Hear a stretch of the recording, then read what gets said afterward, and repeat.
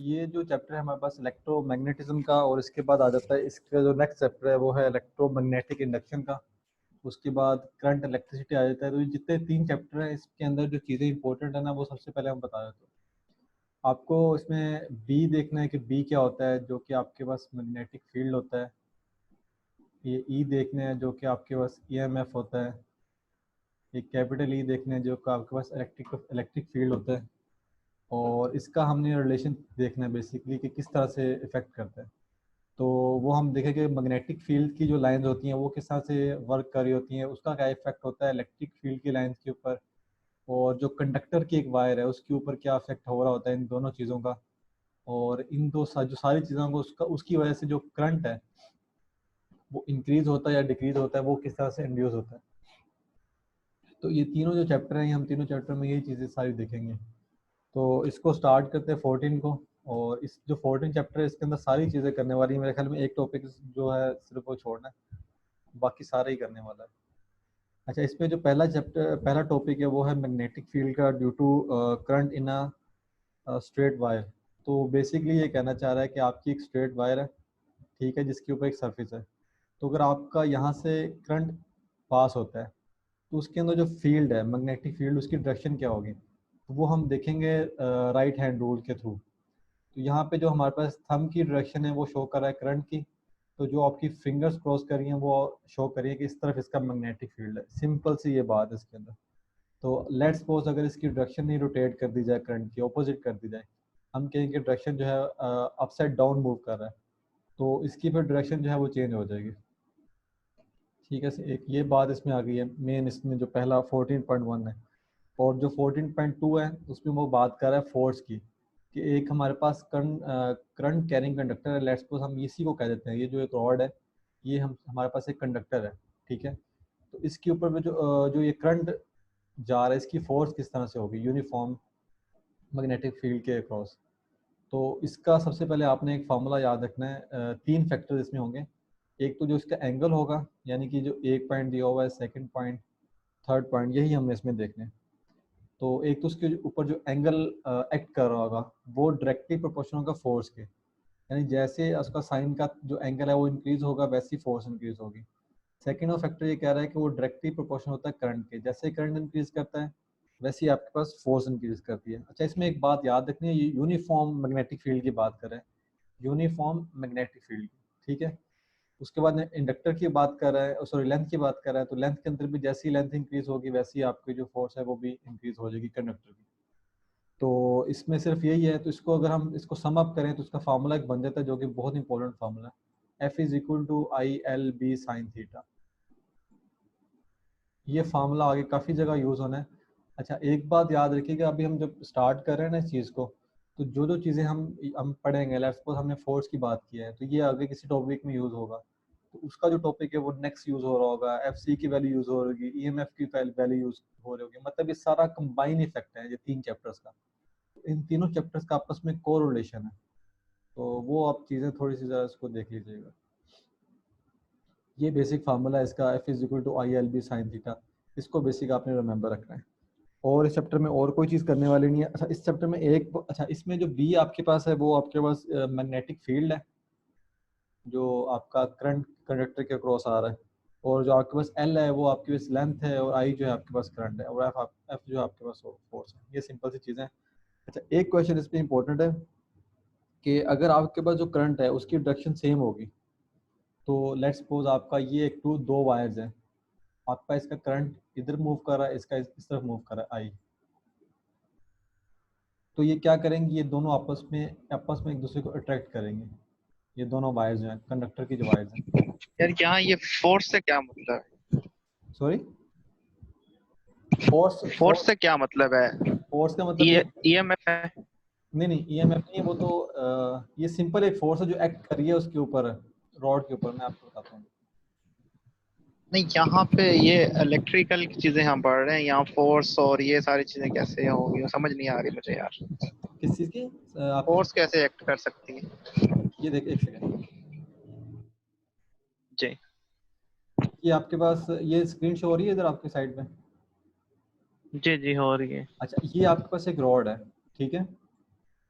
ये इसके ऊपर से यहाँ से करंट जो है ना पास होता है, करंट पास होता है तो करंट के वजह से मैग्नेटिक फील्ड इंड्यूस होता है, ऐसी बात है। ठीक है। ठीक है, वो अब मैग्नेटिक फील्ड की अपनी एक फोर्स होती है। ठीक है, अब अच्छा। वो बता रहा है कि वो किन ठीक। किन फैक्टर्स पे डिपेंड कर रही होती है। वो हाँ कहता है ठीक कि है, अब वो ठीक है। फैक्टर, उसमें पहला जो फैक्टर वो बता रहा है कि वो करंट इटसेल्फ एक करंट है। ठीक है, यानी कि करंट अगर बढ़ा ठीक। दिया जाए तो फिर वही फोर्स इंक्रीज हो जाएगी। सेकंड वो फैक्टर कहता है कि एल है, ठीक। यानी कि जो लेंथ है कंडक्टर की, इस कंडक्टर की लेंथ है उसको बढ़ा दें फिर आपकी फोर्स इंक्रीज हो जाएगी। और थर्ड जो है वो इट्स फील्ड है, अगर फील्ड का एरिया या फील्ड बढ़ा दिया जाए तो फिर आपकी वो फोर्स ज़्यादा एक्ट करेगी। इसमें वो अभी एक ठीक है। ईएमएफ की बात नहीं कर रहा, ईएमएफ की आगे बात करेगा, जो ईएमएफ कैसे कंड्यूस होता है।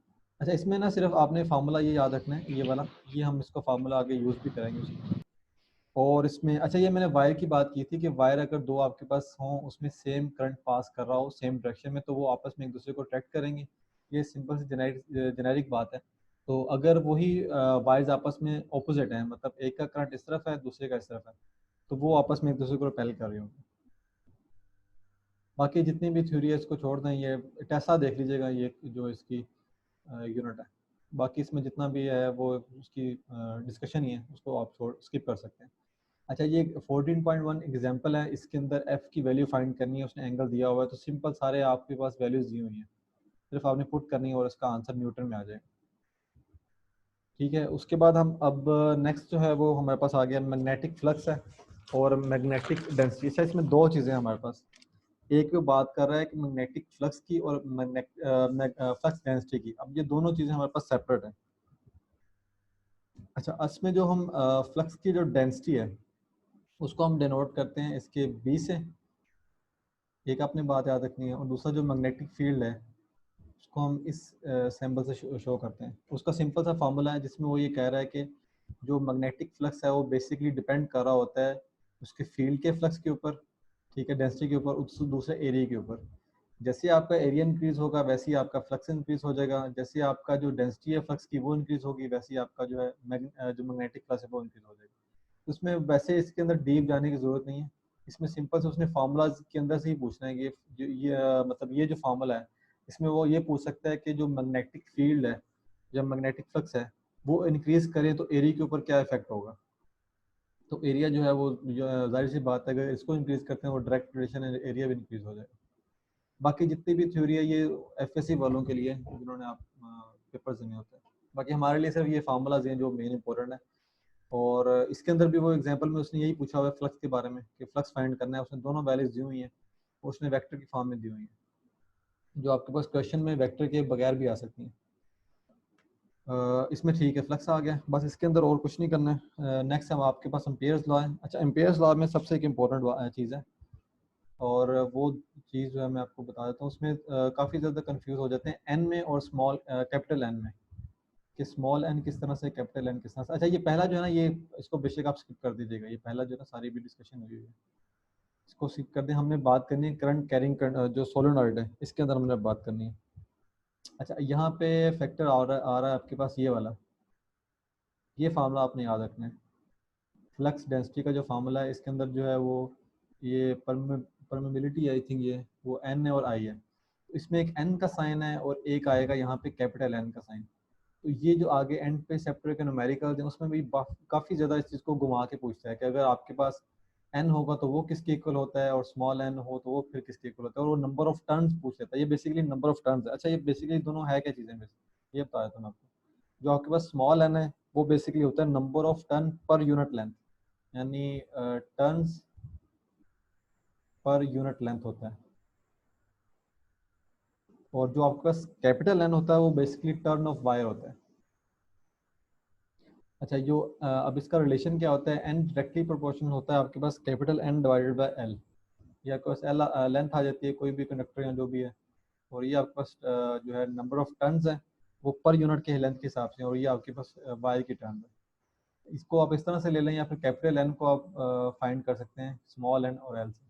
ये आपने रिलेशन यहाँ लाजमी याद रखना है क्योंकि ये जो है ना एन, अब यहाँ पे मैं पुट करूँगा एन की वैल्यू, तो यही फार्मूला जो है थोड़ा सा मॉडिफाई हो जाएगा। इसका नेक्स्ट हम देख लेते हैं। इसमें नहीं दिया हुआ, अच्छा ये यहाँ पे दिया हुआ है, ये देखिए इसके अंदर जो है उसने पुट भी किया हुआ है पुट करके जो है ना उसके फिर वैल्यू फिर आपकी डिफरेंट आएगी। बाकी इसमें और नहीं कुछ चीज़ भी याद करने वाली, बस ये एक एन का मैंने आपको बता दिया है और दूसरा ये आपको बी का बता दिया। तो बी आपको फील्ड का पता होना चाहिए और एन का पता होना चाहिए, बस इसमें और सारी जो चीज़ें हैं एम्पेयर लॉ की, बाकी जितनी भी ये उसने जो डेरिवेशन वगैरह की हुई है उसको सॉल्व किया हुआ है क्वेश्चन को, वो आप स्किप कर दें उसको। अच्छा जी, इसके बाद आपके पास आ जाता है force on a moving charge in a magnetic field. तो इसका भी मैं आपको बता देता हूँ बेसिकली क्या इसके अंदर टॉपिक में उसने थ्योरी में क्या कहा हुआ है। उसने थ्योरी में ये कहा है कि आपके पास ये फील्ड की लाइंस हैं, ठीक है, ये सारी आ रही फील्ड की लाइन, ठीक है, जिसको हम फील्ड फ्लक्स या बी भी कहते हैं। तो अब ये कहता है कि अगर इसके अंदर से एक कंडक्टर पास करता है या कंडक्टर को हम प्लेस करते हैं तो फिर क्या होगा। वो बेसिकली ये होता है कि जब हम किसी भी मैग्नेटिक फील्ड जो है फ्लक्स है उसके अंदर हम कंडक्टर को हम प्लेस करते हैं किसी के अंदर, तो उसमें वो फ्लक्स जनरेट होता है बेसिकली, क्योंकि हमें पता है कि कंडक्टर की वायर है, इसके अंदर चार्ज पार्टिकल्स होते हैं, जो मूविंग चार्ज पार्टिकल होते हैं, जो कि एज अ बिहेव कंडक्टर करते हैं। तो जब हम इसमें फ्लक्स जनरेट करेंगे तो वो यहाँ से चार्ज इंड्यूस होगा, जिसकी वजह से आई फ्लो करंट होगा। तो ये यहाँ से यहाँ तक उसने लेंथ शो की है इसके अंदर, ये वाली जो लेंथ है वो यहाँ पे आई है, ये इसका कंडक्टर का एरिया है। तो ये सारी उसने जो है ना थ्योरी में बात की। वैसे ये इतनी इंपॉर्टेंट नहीं है थ्योरी, लेकिन फिर भी अगर किसी को कंफ्यूजन हो जाए समझने में तो वो है। अच्छा, इसमें फार्मूला जो आपने याद रखना है, इसमें फार्मूला यहाँ पे ही आएगा, ये फार्मूला जो आपका F L is equal to segment जो आपका एल है कंडक्टर है उसके क्रॉस जो है I L cross B multiply B B. ये आपने सिर्फ फार्मूला याद रखना है फोर्स का। और इसमें आपने और कुछ भी, अच्छा इसमें थोड़ी सी मॉडिफिकेशन इसने की है एक फार्मूला में, वो भी आप देख लें, वो भी मे भी कि आपसे वो पूछ ले, लेकिन उसमें कितनी की श्योरिटी नहीं है। ये जो है चार्ज के पॉइंट ऑफ व्यू से, वो चार्ज पे कहता है कि कितनी फोर्स एक्ट करती है, वी आपकी वेलोसिटी है और बी आपकी जो है फील्ड स्ट्रेंथ है, क्यू आपका चार्ज है, तो वो चार्ज पे कितनी फोर्स एक्ट कर रही है तो उसका फार्मूला ये होगा। तो ये दो फार्मूलाज हैं, ये दोनों आपने याद रखने हैं, F L is equal to I L B, एक ये फार्मूला, और दूसरा F is equal to Q into V cross B. ये दो फार्मूला राइटिंग में मुझे नहीं किया जा रहा क्योंकि लैपटॉप पर ज़रा मुश्किल होता है। ये माइनस और प्लस का छोड़ देंगे, उसमें प्रोटॉन और इलेक्ट्रॉन वगैरह की बात की है, ये इसमें नहीं पूछेगा। अच्छा जी, इसके बाद अच्छा ये 14.6, इसमें भी एक बात बहुत इंपॉर्टेंट है, और उसमें ये है कि motion of charge particles in a electric and magnetic field. अब वो बात कर रहा है इलेक्ट्रिक और मैग्नेटिक फील्ड दोनों फील्ड्स की बात कर रहा है, कि जो आपका चार्ज पार्टिकल है वो इलेक्ट्रिक फील्ड में किस तरह से बिहेव करेगा और मैग्नेटिक फील्ड में किस तरह से बिहेव करेगा। ठीक है, तो अब इसमें सबसे पहला जो है ना आपने फोर्स का देखना है कि फोर्स जो है वो उसका फॉर्मूला बेसिक क्या होता है। अच्छा, पैरेलल फोर्स वो उसका फॉर्मूला होता है, चार्ज होता है और उसके ई के ऊपर डिपेंड कर रही होती है। एक तो फॉर्मूला आपको ये इसमें मस्ट है कि वो आपको याद होना चाहिए। ठीक है, जो आप यहाँ पे आपके पास क्यू है वो इलेक्ट्रिक फील्ड है किसी भी आपके पास सॉरी चार्ज के अंदर, जो वहाँ पे चार्ज है वो एक फोर्स जो है ना वो एक्सपीरियंस करता है जिसको हम एफ कहते हैं। उसका बेसिक यही है। और यहाँ पे F is equal to M में है, और एम में यहाँ पे थोड़ी सी उसने डेरिवेशन की है, ये आप खुद भी इसको देख सकते हैं। अच्छा, अब अगर दोनों का हम सम करें, यानी कि हम एफ एक फोर्स है, ठीक है, जो टोटल फोर्स है, तो हमने देखना है कि इलेक्ट्रिक फोर्स जो है इलेक्ट्रिक फील्ड के क्रॉस उसकी फोर्स की वैल्यू किस तरह से होगी, प्लस मैग्नेटिक फील्ड के क्रॉस किस तरह से होगी, तो वो दोनों का सम होगा। अभी हमें पीछे पढ़ के आ रहे हैं इसकी वैल्यू चार्ज की, कि चार्ज मैग्नेटिक फील्ड पे किस तरह से उसकी वैल्यू डिपेंड कर रही होती है, वेलोसिटी पे कर रही होती है और फील्ड स्ट्रेंथ पे कर रही होती है। और जो चार्ज का होता है इलेक्ट्रिक के अंदर, वो क्यू ई के इक्वल होता है, क्योंकि इलेक्ट्रिक जो चार्ज होता है वो एक्सपीरियंस करता है, एक फोर्स करता है इलेक्ट्रिक फील्ड के अंदर जिसको हम एफ कहते हैं। तो ये इसको लॉरेंस जो है ना फोर्स भी कहते हैं, ये भी आ सकता है कि इस इक्वेशन को क्या कहा जा सकता है, तो ये लॉरेंस कहा जाता है इसको। और इसके बाद बस इसके शेर अलावा भाई, ये क्वेश्चन काफ़ी इंपॉर्टेंट है। इसमें मतलब इस तरह बता क्वेश्चन दिया जाता है कि लेट्स सपोज एक पार्टिकल है, ई हम्म, की डायरेक्शन दे दी जाती है, तो और उसके फिर रिजल्टेंट में और बी की डायरेक्शन दे दी जाती है। ये दोनों डायरेक्शन दे दी जाती हैं और पूछा जाता है फिर कि पार्टिकल की मोशन कैसे होगी, कि ठीक है। वो कौन सा पाथ फॉलो करेगा, स्ट्रेट पाथ फॉलो करेगा, सर्कुलर पाथ फॉलो करेगा, या वो हेलिक्स की फॉर्म में मूव करेगा। तो ये एक बड़ा इंपॉर्टेंट क्वेश्चन है, तो काफ़ी दफ़ा टेस्ट में आ चुका हुआ है ये। ठीक है। अच्छा, ये बल्कि बहुत अच्छी बात की पॉइंट उन्होंने उठाया कि यहाँ पे ना चार्ज के पार्टिकल की मोशन का आपको पता होना चाहिए कि वो किस तरह से मूव कर रही है। वो टूवर्ड्स नेगेटिव इलेक्ट्रॉन्स की तरफ होगी या फिर आपके पॉजिटिव एनोड की तरफ होगी। तो ये आप इसको देख लीजिएगा।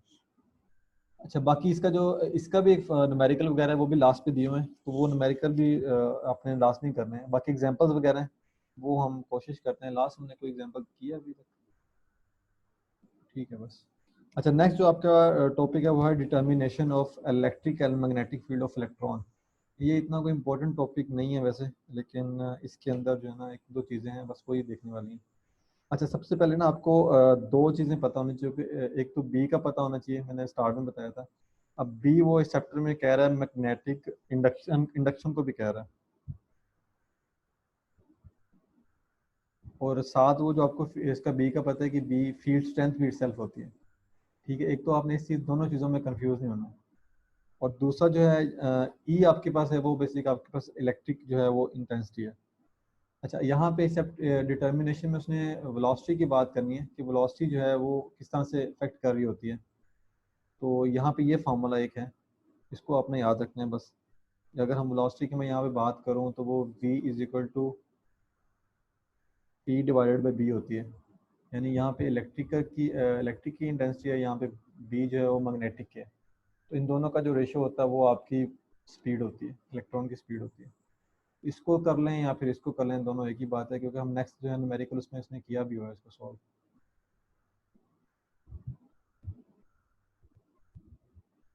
ये यहाँ पे इसने किया हुआ है, स्पीड जो है वो किस तरह से होगी। बाकी जो ऊपर वाला मैंने फार्मूला बताया उसने यहाँ पे वो इम्प्लीमेंट किया हुआ है। तो ये दोनों फार्मूला कर लें, दोनों फार्मूला इंपॉर्टेंट है। बाकी जितना भी सारा है वो सारे को स्किप करते हैं। अच्छा, एक बात और इम्पोर्टेंट है यहाँ के इसके अंदर, उसने बात की है इलेक्ट्रॉन के अंदर। तो इलेक्ट्रॉन में उसने ऑर्बिट, जब भी वो क्वेश्चन देगा ना इस के अकॉर्डिंग, तो वो ऑर्बिट की बात लाजमी करेगा कि ऑर्बिट में एक इलेक्ट्रॉन है, ठीक है, उसका रेडियस इतना दिया हुआ है, उसका ये फील्ड है, उसका ये मास है, इसका ये वेलोसिटी है, तो ई की वैल्यू फाइंड करके बताओ। तो यहाँ से फिर ई की वैल्यू, यहाँ पे आर की वैल्यू जो भी हो गए वो वहाँ से फाइंड हो सकती है। बाकी इसकी जितनी भी वो थ्योरी वगैरह है वो बेशक आप छोड़ दीजिएगा। अच्छा, ये नहीं करना 14.8, इसको आप स्किप कर दें। इसने सारा एक एक्सपेरिमेंट किया हुआ है ऑसिलोस्कोप के ऊपर, बहुत सारी डिस्कशन है, तो उसको आप स्किप कर दें। अच्छा, 14.9 जो है इसके अंदर टॉर्क का इफेक्ट आ गया। अब टॉर्क के लिए ना सबसे पहले हमें एक चीज़ पता होनी चाहिए कि टॉर्क डिपेंड किस पे करता है, और टॉर्क जो है वो जनरेट किस तरह से होता है बेसिकली।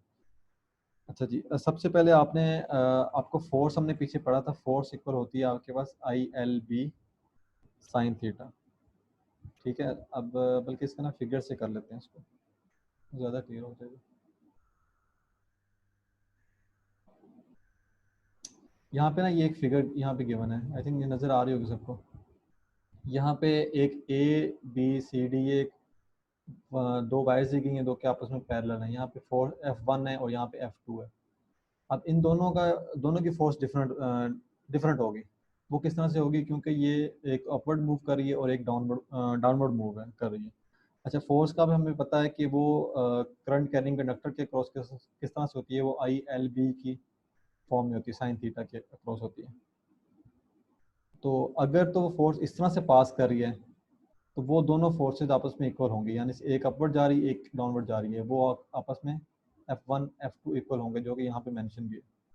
अगर वो फोर्स कहता है कि यहाँ पे पास कर रही है, एक इस तरफ पास कर रही है और एक इस तरफ पास कर रही है, तो यहाँ पे फोर्स जो है वो हो जाएगी cos 90, यानी कि जीरो हो जाएगी force. F1 is equal to F2, वो दोनों जीरो हो जाएंगे, ठीक है। एक इसमें ये बात है। बाकी टाउ की वैल्यू है वो सिंपल सी है, उसके अंदर आपने सिर्फ फॉर्मूला याद रखना है, ये यहाँ पे गिवन भी है, tau is equal to IBA, ठीक है। इसमें उसने एरिया वगैरह दिया होगा, या फिर उसने अच्छा, टाउ का बेसिक क्या होता है फार्मूला, एफ जो आप इसकी फोर्स होती है और मोमेंटम होता है, ठीक है। अब उसने फोर्स में फर्दर जो मैंने बताया था करंट कैरिंग कंडक्टर के ऊपर वो होता है ILB होता है। तो यहाँ उसने ILB, ये बेसिकली मैं थोड़ी सी डेरिवेशन उसकी बता रहा हूँ, उसने कैसे ड्राइव किया हुआ है उसके अंदर। तो ILB होते हैं यहाँ इसके अंदर। तो फर्दर वो यहाँ पे जो एरिया आपके पास आता है, यहाँ पे जो एरिया होता है वो A और आपके पास L के इक्वल होता है। तो उसने यहाँ पे एरिया जो है काउंट कर लिया, ठीक है। सिंपल से इसमें उसने ड्राइव किया है। तो बेसिक आपने जो फार्मूला है वो सिर्फ यही याद रखना है, बाकी ऊपर वाला इसको बेशक ना आप करें। अच्छा जी, और इसके अलावा अच्छा गैल्वेनोमीटर आ गया। गैल्वेनोमीटर, अच्छा गैल्वेनोमीटर और ammeter, volt meter, ohm meter, multimeter में 4-5 चीज़ें आपके पास कंबाइन ही बताया था, कंबाइन किस तरह से होती है। अच्छा मुझे ये बता दें, स्क्रीन इतनी जूम नज़र आ रही है आपको, या मुझे पहले जितनी जूम थी उतनी ही करनी चाहिए?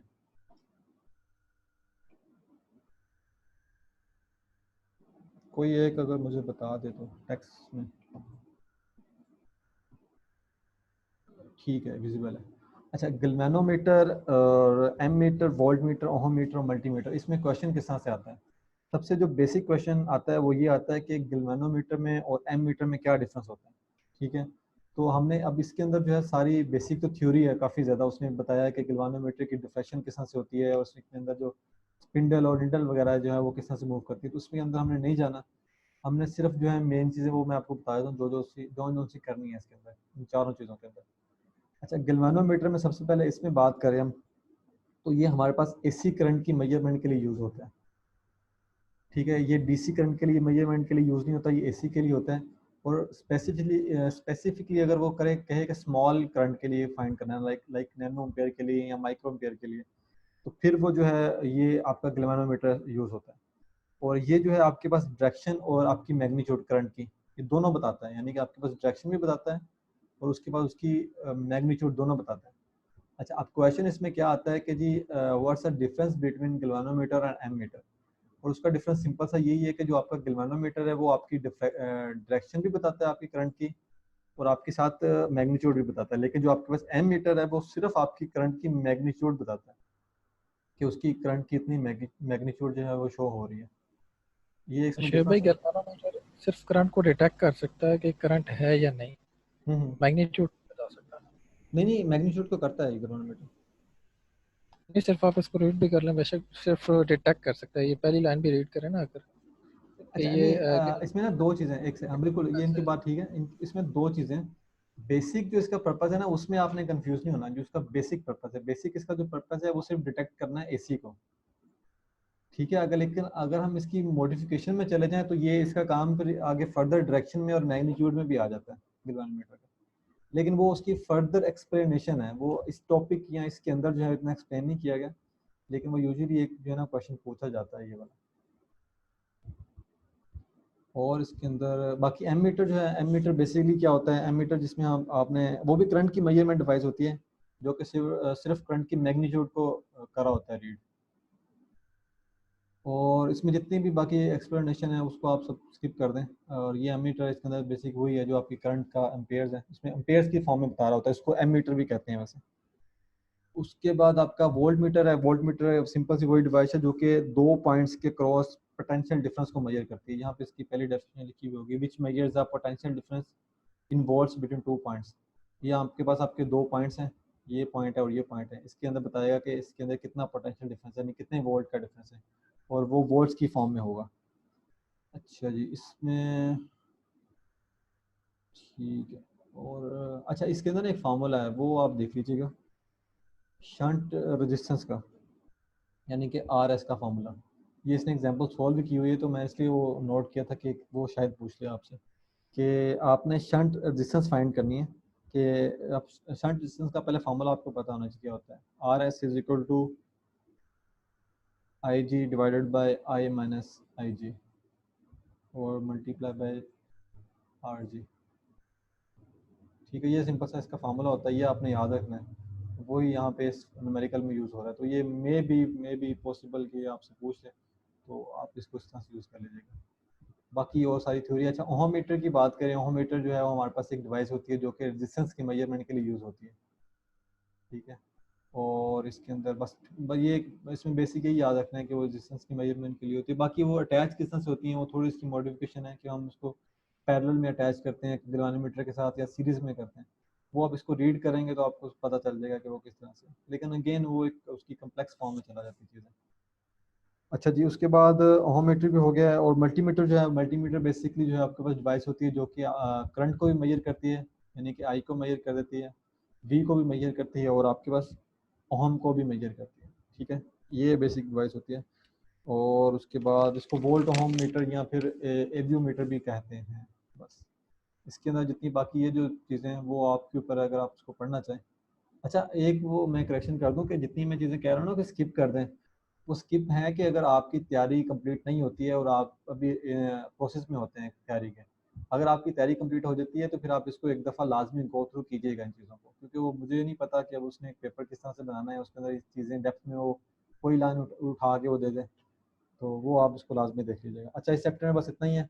बाकी समरी आप लाजमी इसकी रीड कीजिएगा कि समरी जो है वो किस तरह से करते हैं उसको, उसमें कौन कौन सी जो है इम्पोर्टेंट चीज़ें। अच्छा, जिसके न्यूमेरिकल पे आ जाएं, अगर न्यूमेरिकल में इसके पहला न्यूमेरिकल है, पहले न्यूमेरिकल में सिंपल ये कह रहा है कि find the value of magnetic field that will cause minimum force of, उसने फोर्स दी हुई है यहाँ पे और साथ उसने स्ट्रेट लाइन दी है, उसमें करंट जो है उसने वो भी बताया हुआ है। तो सिंपल यहाँ पे हमने इसके मैं बताता हूँ क्या इसका आएगा। इसके अंदर जो पहले न्यूमेरिकल मैं बताता हूँ कौन कौन से 14.7 तक आपने करने हैं। जो बाकी ये दो तीन चार न्यूमेरिकल वो आप बेशक स्किप कर दीजिएगा। और पहले में बी की वैल्यू फाइंड करनी है फील्ड की।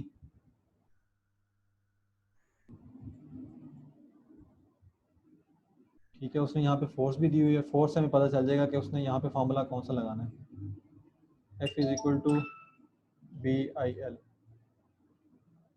तो यहाँ पे उसने करंट भी दिया हो हमारे पास और उसकी लेंथ भी है, तो ये सिंपल सा उसके पास फार्मूला रहेगा और आपका वो फील्ड फाइंड हो जाएगा। नेक्स्ट जो क्वेश्चन है उसमें वो ये कह रहा है कि हाउ मच प्रोटॉन, अच्छा इसमें बेसिकली वेलोसिटी पूछ रहा है, हाउ फास्ट, यानी कि वेलोसिटी कह रहा है कि प्रोटॉन की जो है वो वेलोसिटी किस तरह से होगी।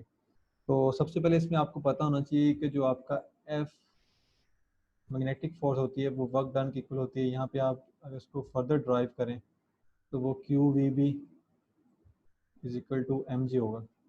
और यहाँ पे अगर हम वेलोसिटी को ड्राइव करना चाहें तो v is equal to mg divided by QV। अब यहाँ पे हमारे पास ये चारों वैल्यूज गिवन है, इनको बस यूज़ करके हम इसका आंसर फाइंड कर सकते हैं। इसके बाद क्वेश्चन है कि जो अगेन वही वेलोसिटी है, हमने वेलोसिटी फाइंड करनी है। और यहाँ पे जो मैंने आपको फार्मूला बताया था कंपैरिजन में, इलेक्ट्रिक फील्ड का और मैग्नेटिक फील्ड के कंपैरिजन में, उसने यहाँ पे पास इलेक्ट्रिक फील्ड भी दिया हुआ है, मैग्नेटिक फील्ड भी दिया हुआ है, तो उसकी रेशो से हम उसकी वेलोसिटी जो है फाइंड कर सकते हैं। अच्छा जी, इसके बाद नेक्स्ट क्वेश्चन है जी अ कॉइल ऑफ, अच्छा कॉइल दिए हुए उसने, उसमें टर्न्स दिए हुए हैं और कह रहा है अच्छा इसमें टॉर्क फाइंड करना है। टॉर्क का भी सिंपल फार्मूला ही आपने, बस इसमें सिर्फ फार्मूलाज ही हैं फिजिक्स के अंदर, और जो मेन चीज़ें फार्मूला आप कंसेप्ट के साथ देख लें तो बाकी इसमें और कोई भी मुश्किल नहीं है। हाँ, बस इसमें यह है कि आपको फार्मूला कंसेप्ट पता होना चाहिए कि अगर टाउ की वैल्यू इंक्रीज हो जाए तो नंबर ऑफ टर्न्स इंक्रीज हो जाएंगे, या करंट इंक्रीज होगा, एरिया इंक्रीज होगा, या फील्ड इंक्रीज होगा। तो बस ये चीज़ें आपको पता होना चाहिए, वो आप टॉपिक जब रिवाइज करते हैं तो उसको फिर आपको पता चल जाती है। अच्छा, उसके बाद 14.4 में टाउ का ये फार्मूला है। उसके बाद अगेन फील्ड का उसने पूछा, सॉरी मैग्नेटिक फील्ड का पूछा हुआ है। तो इसका मैंने इसका ऐसा सॉल्व नहीं किया था, लेकिन उसका फार्मूला मैं लिख देता हूँ, इसको आप खुद बेशक सॉल्व कर लीजिएगा। ये अगर किसी ने सॉल्व किया तो वो बेशक बता दे, लेकिन इसका मैं फार्मूला इसे मुझे पता है। यहाँ पे इसकी प्रोबेबिलिटी है, करंट उसके दिया हुआ है, फील्ड करंट, यहाँ पे फील्ड करंट दिया हुआ है, आर जो है उसका रेडियस दिया हुआ है, तो यहाँ से हम एन भी दिया हुआ है, तो यहाँ सिंपल से हम पुट करके इसका जो टॉर्क की वैल्यू फाइंड कर सकते हैं। अच्छा जी, इसके बाद find the number of turn, अच्छा वही अब बात आ गया कि find the number of turn, वो नेक्स्ट क्वेश्चन में पूछ रहे हैं कि नंबर ऑफ टर्न्स कितनी है, मतलब कि number of turn per unit length. अब उसने पर यूनिट लेंथ का है, पर यूनिट लेंथ का मतलब ये कि स्मॉल एन की वैल्यू जो है वो पूछना चाह रहे हैं। अब हमें सबसे पहले पता है स्मॉल एन जो होता है वो capital N divided by small N के एल के इक्वल होता है। और यहाँ पे जो एन का फार्मूला है वो बेसिकली होता है कि B is equal to U naught over I. यहाँ से एन फाइंड करना चाहें तो N is equal to B divided by epsilon naught, और ये आपके पास फार्मूला आ जाता है। ये सिंपल आपने पुट करना है और इधर से आपका आंसर आ जाएगा। ठीक है जी, बाकी ठीक है, बाकी आप बेशक खुद कर लीजिएगा, अगर वो प्रैक्टिस ही है सिर्फ आपकी, तीन चार ही हैं नीचे, वो आप खुद कर लीजिएगा। अच्छा जी, अगर किसी को क्वेश्चन है तो वो बता दें, नहीं तो हम दोबारा मीटिंग को स्टार्ट करके बिलावल खान रेजन करें। जी बिलावल खान। अच्छा, माइक की जो एक्सेस है वो मैंने सबको दी हुई है, अगर कोई बात करना चाहे या कोई चीज़ ऐड करना चाहे तो वो अनम्यूट करके खुद कर सकता है चीज़ ऐड। बाकी अगर क्वेश्चन है तो मुझे बता दें ताकि फिर मैं नेक्स्ट इसकी मीटिंग जो है वो अरेंज कर दूँ। अच्छा मुझे एक बात मुझे ग्रुप सेशन में जो ना ग्रुप के अंदर 3-4 लोगों ने बल्कि कही थी कि आप जो रिकॉर्डिंग वगैरह ना किया करें, क्योंकि वो रिकॉर्डिंग में जैसे आप अब आए हैं, आप अटेंड कर रहे हैं, बाकी जो हैं वो कुछ लोग आते हैं वो बता के चले जाते हैं कि रिकॉर्डिंग लगा दें। रिकॉर्डिंग लगा के उन्होंने सिर्फ रिकॉर्डिंग देखनी होती है बेसिकली। तो उसके अंदर मुझे बता दें अगर किसी का क्वेश्चन। चलें कोई बात नहीं, अगर रिकॉर्डिंग देखनी होती है फायदा ही होगा यार उनको रिकॉर्डिंग देखने का भी, तो वो उनको असल में फायदे के लिए कर रहे हैं ठीक है, लेकिन लेक्चर वो अरेंज। वो ना वो चीज़ बहस में काफ़ी चले जाता है। लेकिन आप देखें आज वो बात नहीं थी करने वाली कि जी मॉर्निंग में रखें। पता भी है कि कुछ लोग मॉर्निंग में नहीं अटेंड कर सकते, इवनिंग में या इस टाइम ड्यूरेशन में ज़्यादा फिजिबल होता है कि ज़्यादा लोग फ्री होते हैं। हम इस टाइम में तो किसी ने जॉब पे नहीं जाना, ना स्कूल या कॉलेज में जाना,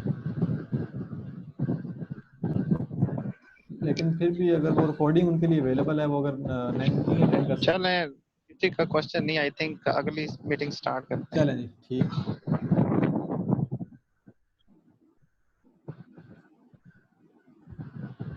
galvanometer and second is what? galvanometer ammeter, ji ji, galvanometer और ammeter।